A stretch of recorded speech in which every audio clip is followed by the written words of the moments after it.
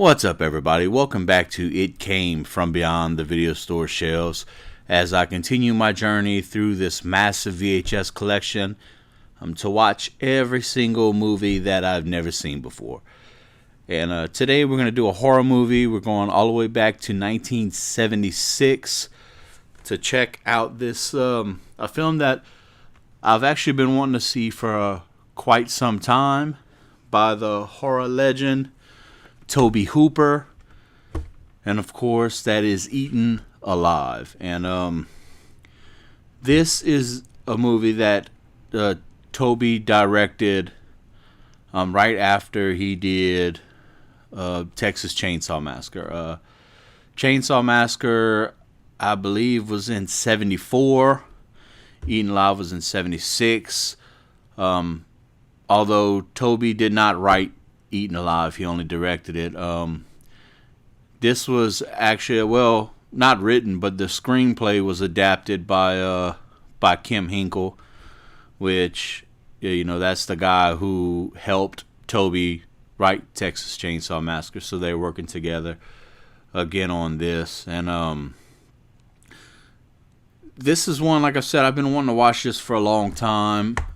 I've owned a copy of this for quite a while. I have the original Prism release that I picked up decades ago, but the tape was fucked up. The case was in good shape, but someone had recorded over the movie itself. A couple minutes of the movie played, and then it jumped to, I believe it was some kind of football game or some bullshit that somebody recorded over, which is a huge bummer. And, you know, as I said a couple of times before, I really don't stream movies. I only really watch VHS. And I finally stumbled across another copy of Eaten Alive, so I finally got a chance to watch it. But, yeah, and this box isn't in great shape. You see there's a huge chunk missing out the top of it.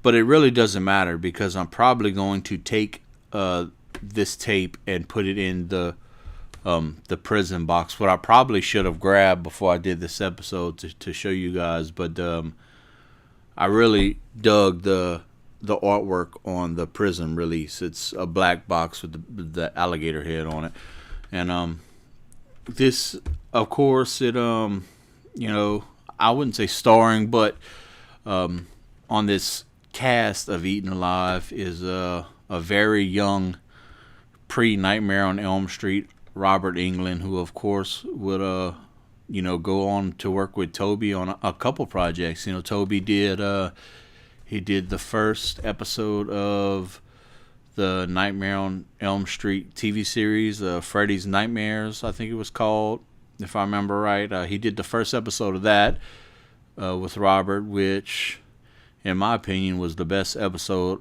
of the whole series. It's really the only one that kind of had something to do with the Nightmare on Elm Street you know, story. It was kind of the prequel to Nightmare on Elm Street, where you know, Freddy Krueger is human and he's being tried and arrested and all that shit. Anyway, it's a great episode. They would also go on to do a couple projects with Robert Englund. Of course, he put Englund in The Mangler, which was another horror film that Tobe writ and directed. I think there was one called Night Terrors they did together. He did a couple with Robert Englund throughout his directing career. Anyway, so Eaten Alive is a story of, you know, the Starlight Motel, which is a little hole in the wall, falling down, you know, motel spot in the middle of nowhere, ran by this fucking weird guy named Judd. So when this movie starts off, you know, it follows this runaway. And this little, you know, well, I say little girl, but she's obviously not a little girl. This young woman who ran away finds herself in this town in the middle of nowhere. And she kind of goes to take board at this whorehouse that's ran by this woman named Miss Hattie, who is actually is it Carolyn Jones? Is that her name? Let me double check. Yeah, Carolyn Jones, who plays who was Morticia in the Addams Family TV series. A very made up Carolyn Jones. You really, it's kind of hard to recognize her on screen. It's the voice that'll get you. But anyway, she runs away from home. She finds herself living at this whorehouse with Miss Hattie. But the problem is, she's not into the whore lifestyle. She doesn't really want to fuck random guys for money. So she has this run-in with Buck, who's played by Robert Englund. And, Buck plays, he pays some money to Miss Hattie for some pussy, and she doesn't want to give it to him. So it turns into this whole ordeal, and Miss Hattie ends up kicking her out. You can't make money on a hoe that won't hoe. So Miss Hattie runs her off, and the maid was kind enough to give her some money and tell her, hey, there's this little motel down the street called Starlight. Go over there, and kind of get you a room and try to figure out what you're going to do. So she goes to Starlight. That's when you meet Judd, who's fucking just out there, man. It's a really weird character. They don't dive into what is wrong with Judd, other than, he's obviously a little slow. He's not all there. He has issues. But the whole selling point of this motel that Judd's running is that he's advertising that it has a zoo. Basically what his zoo is he has a big ass pet alligator that he claims is a crocodile, and he has a little bitty monkey in a cage, and that's his zoo. But he's really proud of this fucking alligator, man. All he wants to talk about is this alligator and shit. Anyway, he kind of gets into it whenever he realizes that this girl was a prostitute, or attempted to be a prostitute, and he ends up attacking this woman and feeding her to the alligator, which is going to be pretty much, set for this whole film. Judd keeps killing random people. It's at first you would believe that he was like a Bible thumper, that he killed this woman because she sinned and she was a prostitute and all this crap. But as the movie goes on, Judd's killing every fucking body, man, for really no rhyme or reason. There's another family that shows up, just this strange fucking man and woman and their little girl. They have a little puppy dog that gets eaten by the alligator, and they're distraught up over that. And, Judd ends up killing the husband. The husband goes to try to shoot this alligator for eating this little girl's dog. And Judd ends up killing this guy. And he attempts to kill the wife, and then he's trying to kill their little kid as well. And then, of course, that kind of all this is happening, this man and his daughter shows up looking for this prostitute that Judd killed. It was her father and her sister saying that, this little girl ran away and now we're trying to find him. And that's kind of the story on this, where they're trying to track this girl down.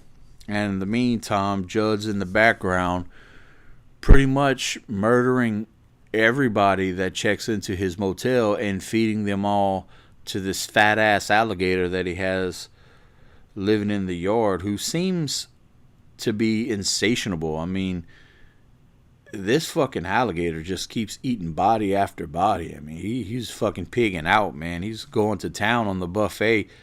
And it's like no, no matter how fast Judd drops bodies in the water, this fucking gator is chomping them up, man.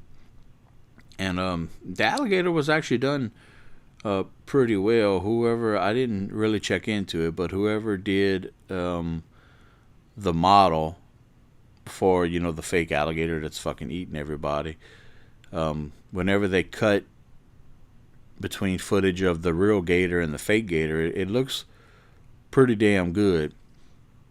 But that's pretty much Eaten Live. I don't want to give away too much of it, just in case you want to go out and watch it. But this is kind of it's a little reminiscent of Texas Chainsaw Massacre, in the sense that it's just this fucking out there weird ass dude just killing random people in the middle of fucking nowhere. It's just, you know, out of it, man. He's just fucking weird. You know, he goes to this whole movie just rambling on to himself about shit and stuff, and then he'll just freak out and kill people with this big ass Grim Reaper style sling blade, and that's his kind of weapon of choice. He just runs around with this fucking sling blade and fucks everybody up and feeds them to this alligator, you know.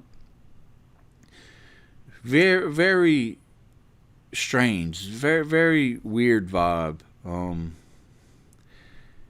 in this flick. Honestly, to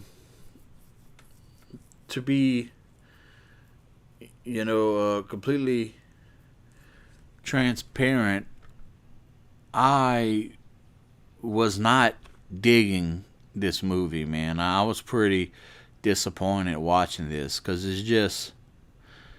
it's out there, dude. It's almost kind of psychedelic and art housey to start. It's just fucking strange, and they go into these kind of almost like, you know, David Lynch style obscure rambling and just weird scenes.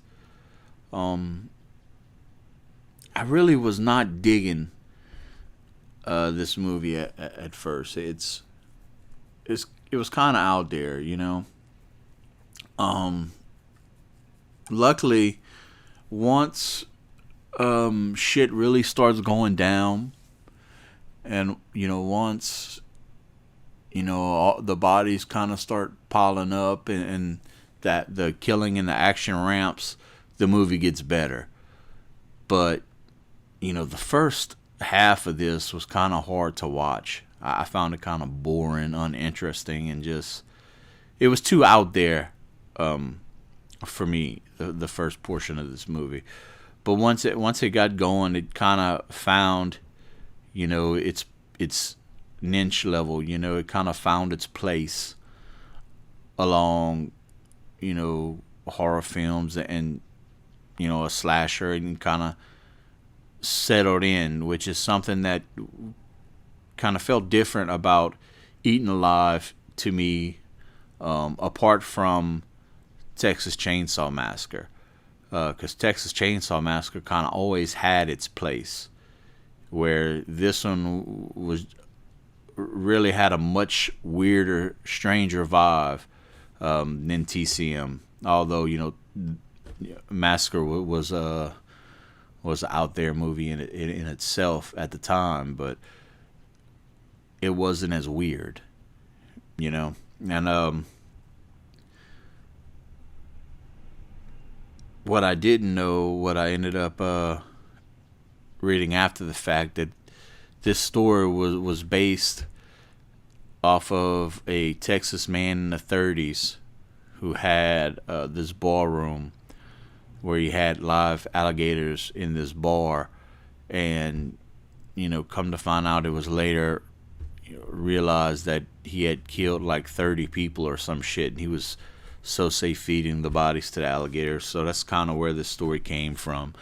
But if there's one thing that Tobe Hooper does really well in a bunch of his movies is just this derangement he can capture of people. I mean, Judd is just done perfect. You know, you could. It's strange. Like if you would meet a guy like this, you would believe it. That, you know, this fucking dude is wackadoo. You know. But anyway, that was Eaten Alive. First half of the movie was meh. You know, I kind of got into it towards the end. Personally, I think I'm going to give this a 3. Which kind of hurts my feelings. It's kind of sad to say because I am a Tobe Hooper fan. And it's not a bad flick. Don't get me wrong. You know, it's not a bad movie. If you haven't seen this and you enjoy, you know, Tobe's other shit, it's worth a watch. I probably won't watch it again just because the first half is just slow and it kind of crawls and it's just weird cinema and shit. The whole vibe of the first half of the movie, you know, honestly, if it wasn't for this podcast, I would have probably cut this off. This wouldn't have been a movie that I probably would have watched to completion. But I'm happy I did because it did get way better towards the end. Like the end half of this, I really enjoyed. It kind of turned around my opinion on it a little bit. Although,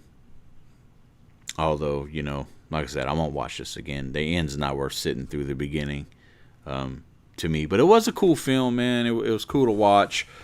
Of course, I think it should be checked out at least once. You know, it's worth a one-time watch. I'm sure there's a lot of people who are huge fans of Eaten Alive who maybe weren't bothered so much, or maybe they might even enjoy the kind of out there, kind of trippy stuff at the beginning. It just wasn't for me.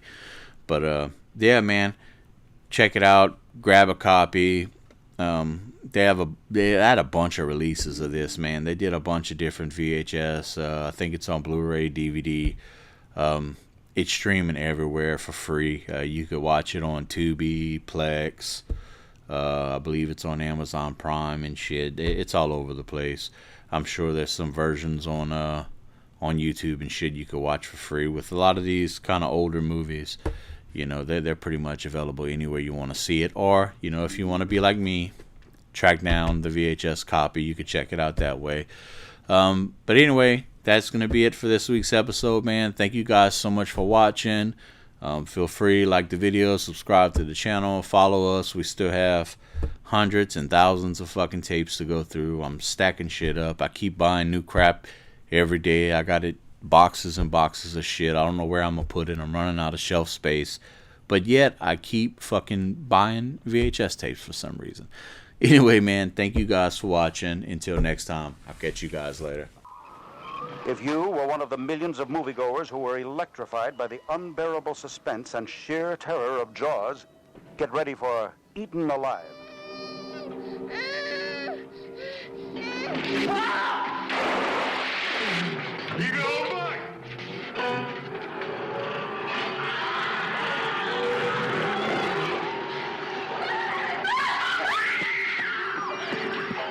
Created by Tobe Hooper, maker of the screen sensation The Texas Chainsaw Massacre, Marty Rustin presents a new horror classic, Eaten Alive. Into this house of terror comes a handful of unsuspecting innocents. Hello?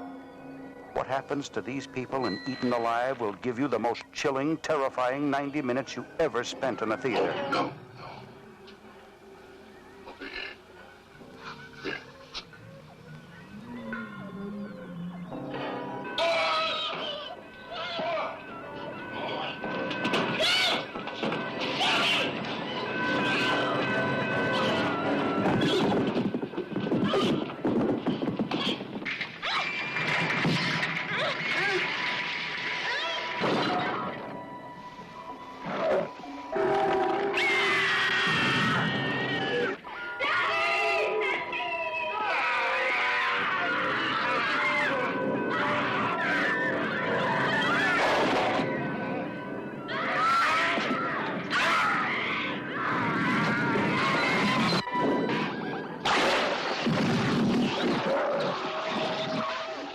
Marty Rustum presents Eaten Alive. Mel Ferrer, Carolyn Jones, Stuart Whitman, Neville Brand. Get ready for Eaten Alive, a new horror classic.